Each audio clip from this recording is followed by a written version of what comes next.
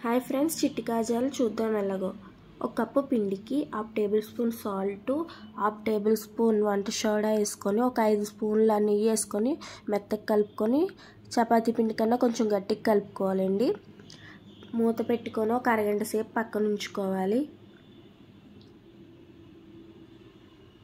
ఇప్పుడు పంచదార పాకం ప్రిపేర్ చేసుకుని ఒక కప్పు పిండికి కప్పున్నర షుగర్ వేసుకొని 1/2 కప్పు వాటర్ వేసుకొని బాయిల్ చేసుకుందాం.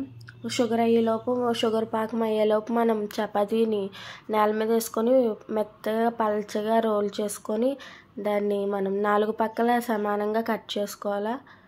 కట్ చేసుకున్న పంచదార పాకం అయిపోయిందండి. లైట్ జిగురు వస్తే చాలు పాకం. ఈ లోపు మనం రోల్ చేసేసుకుందాం.